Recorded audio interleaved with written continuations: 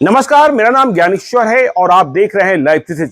देखिए, इस वक्त की बड़ी खबर यह है कि बिहार के नए डीजीपी आरएस भट्टी, जिन्होंने अपना पदभार ग्रहण कर लिया है, अभी से कुछ देर पहले बिहार के मुख्यमंत्री नीतीश कुमार के साथ उनकी पहली मीटिंग हुई है और आधे घंटे से अधिक चली है यह मीटिंग।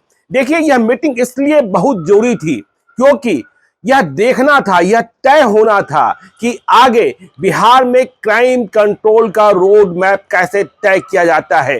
भट्टी भी यह समझना चाहते थे मुख्यमंत्री नीतीश कुमार क्या चाहते हैं। तो देखिए, जो खबरें आ रही हैं, यह खबरें जो हैं जो सूत्रों से मिल रही हैं, क्योंकि इस मीटिंग के बारे में ना आरएस भट्टी किसी को कुछ बता पा रहे हैं और न ही दूसरे वरिष्ठ पदाधिकारी। यह मीटिंग जो हुई है नीतीश कुमार के साथ 1-to-1 भी हुई है और फिर नीतीश कुमार के जो दूसरे भरोसेमंद पदाधिकारी हैं उनकी मौजूदगी में भी हुई है। तो देखिए, नीतीश कुमार ने स्पष्ट कर दिया आरएस भट्टी को कि देखिए, हमने आपको क्यों लाया है। देखिए, आप यह जानते हैं कि दूसरे सीनियर्स भी थे जिन्हें डीजीपी बनाया जा सकता था, लेकिन आपका चयन क्यों किया गया? क्योंकि इस वक्त आपको बिहार की जरूरत थी, इस वक्त आपकी जरूरत थी बिहार को। तो आपका जो नाम है और जिस कारण आपकी पहचान है, नीतीश कुमार ने साफ साफ कहा है बिहार को इसका फायदा मिलना चाहिए।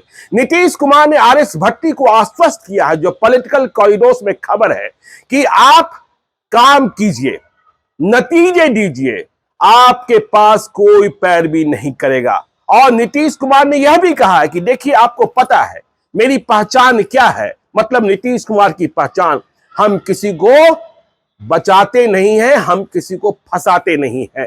तो जब हम ही तैयार हैं इस बात के लिए कि आपके पास कोई पैरवी नहीं होगी, तो फिर आपके पास कोई दूसरा भी नाजायज पैरवी नहीं करेगा, और यदि कोई पैरवी करे तो सुनिएगा नहीं, मुझे बताइएगा। तो देखिए, नीतीश कुमार ने साफ साफ कह दिया है कि जो भी अपराधी गिरोह है, जो भी माफिया गिरोह है, जो भी सिंडिकेट है, उसे तोड़ दीजिए, उसे फोड़ दीजिए, कोई मुरव्वत नहीं। आप समझ सकते हैं कि जब नीतीश कुमार ने ग्रीन सिग्नल दे दिया है तो इसके बाद भट्टी क्या कर सकते हैं, क्योंकि भट्टी का नाम ही काल है अंडरवर्ल्ड के लिए। और यह भी जान लीजिए कि देखिए, शराब के मामले में भी नीतीश कुमार ने साफ किया कि शराबबंदी खत्म नहीं होने वाली है।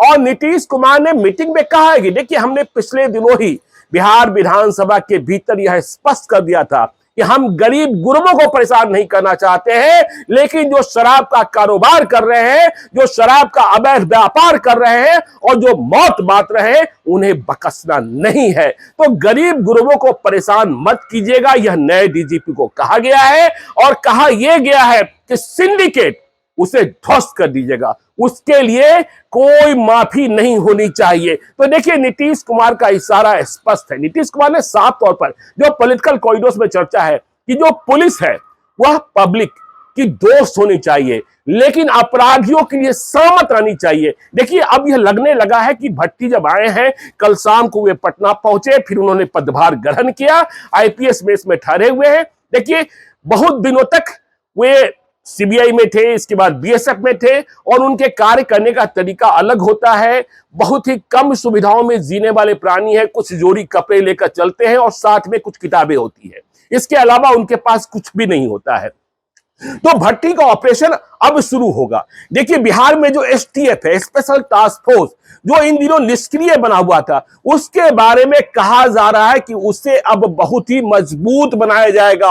और जिस तरीके से पहली बार एसटीएफ बना था और जितने बिहार के नामी गिरोह थे उन पर टूट पड़ने को कहा गया था, एक्शन भी हुए थे, ठीक उसी प्रकार से स्पेशल टास्क फोर्स अब फिर से पुनर्जीवित किया जाएगा और गिरोह टारगेटेड किए जाएंगे, चाहे वो जेल के भीतर बैठे हो, चाहे वो जेल के बाहर बैठे हो, और उन्हें नाश करने के लिए। तो भट्टी का तूफान अब खड़ा होगा, क्योंकि नीतीश कुमार ने भी कह दिया कोई पैरवी आपके पास नहीं करेगा, गलत पैरवी आपको नहीं सुननी है, आपके साथ सरकार खड़ी है, आप एक्शन लीजिए, अपराधियों को तोड़िए, अपराधी गिरोहों को फोड़िए। और इस बात को भी समझ लीजिए कि जैसे ही भट्टी का नाम अधिसूचित किया गया बिहार के डीजीपी के रूप में, मैं एक एसपी से बात कर रहा था, जिनके बारे में मुझे पता था कि वो घर से निकलते नहीं है, घर दुकवा एसपी की श्रेणी में मैं मानता था। आज सुबह उनका फोन मेरे पास आया। हमने पूछा खबर क्या है, उन्होंने बताया रात 2 बजे रेड कर लौटे हैं। तो देखिए अभी तो सारे जिले के सुपरिटेंडेंट ऑफ पुलिस के साथ, डीआईजी के साथ, आईजी के साथ, मतलब रेंज आईजी, उनके साथ मीटिंग होनी है, जोनल आईजी और रेंज के डीआईजी। लेकिन इसके पहले ही खबर पहुंच गई है कि अब भट्टी आ गए हैं, और जब भट्टी आ गए हैं तो घर धुकवा नहीं चलने वाला है। नीतीश कुमार ने साफ साफ कह दिया है, जो प्राधिकारी भ्रष्ट हैं, जो प्राधिकारी काम नहीं कर रहे हैं, उन्हें भी नहीं छोड़ना है। क्योंकि बिहार को जो लोग बदनाम करते हैं उन्हें जवाब मिले कि बिहार में पुलिसिंग कैसी होती है। बिहार का जो परसेप्शन लोग खराब करने की कोशिश करते हैं, उन्हें पता चले कि बिहार में अपराधियों के खिलाफ कितना कठोर प्रहार हो रहा है, किसी को मौका न मिले और कोई दलीय प्रतिबद्धता नहीं। साफ साफ संकेत है जो पॉलिटिकल कॉरिडोर्स में चर्चा है कि नीतीश कुमार ने कहा है कि किसी पार्टी की, चाहे वह पार्टी सत्ता पक्ष की पार्टी हो, चाहे वह पार्टी विपक्ष की हो, यदि कोई अपराध और अपराधी को संरक्षित कर रहा है तो उसे छोड़ना नहीं है। बाकी जवाबदेही सरकार की है, नतीजा आना चाहिए, फिर आपको काम करने की छूट है। हां, लेकिन गरीब गुरबा पुलिस को जुल्मी नहीं बनना है। निर्दोष और बेकसूर लोगों के प्रति, निर्दोष और बेकसूर लोग बेवजह नहीं फंसाए जाने चाहिए। लेकिन जो अपराध कर रहे हैं और अपराध करने का जो भी तौर तरीका है उसे, तो देखिए भट्टी तो टास्क फोर्स के लिए जाने जाते हैं। उनका अपना टास्क फोर्स भी तब हुआ करता था जब वे सिटी एसपी थे और जब वे कई जिलों के एसपी थे। तो भट्टी का ऑपरेशन कब शुरू होता है, किस तरीके से शुरू होता है, और तूफान, देखिए भट्टी संदेश देने के लिए जाने जाते हैं। कोई ऐसा काम करेंगे जिससे बिहार में यह मालूम हो जाए कि हां भाई ये तो आ गए। अब क्या होता है, देखिए आदित्य कुमार फरार चल रहे आईपीएस, उन्हें सरेंडर करना पड़ सकता है, समझ रखिएगा। और यह संदेशा दिया जा सकता है कि कहां भागिएगा। और समझते हैं ना, जब आईपीएस पर गाज गिरेगी, फरार चल रहे हैं, पहले से फरार चल रहे हैं, और किस तरीके के मुकदमे में कई तरीके के केसेस हुए हैं। कल निवर्तमान डीजीपी जो रिटायर हुए, उन्होंने कहा कि हां, आदित्य कुमार ने, एसके सिंघल ने कहा, उन्होंने कहा कि मुझे गुमराह किया था। तो अब तो भट्टी से पाला पड़ा है, और भट्टी किसी को छोड़ने के लिए नहीं जाने जाते हैं।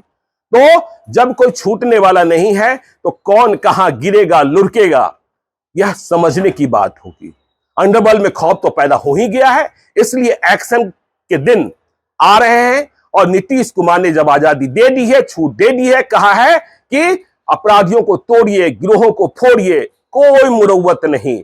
परसेप्शन बदलना चाहिए कि बिहार में अपराधियों पर प्रहार हो रहा है, आपको इसीलिए हम लाए हैं और आपसे इसी नतीजे की अपेक्षा करते हैं। तो नीतीश कुमार के साथ आरएस भट्टी बिहार के नए डीजीपी की पहली मीटिंग खत्म हो चुकी है। आगे क्या, यह भी आपको बताएंगे। आप देखते रहिए लाइव सिटीज को। यदि अब तक आपने हमारे यूट्यूब चैनल लाइव सिटीज को सब्सक्राइब नहीं किया है तो जरूर कर लीजिएगा। और यदि इस वीडियो को आप फेसबुक पेज के माध्यम से देखें तो पेज को लाइक कीजिएगा, ट्विटर पर भी हमें फॉलो कीजिए। धन्यवाद।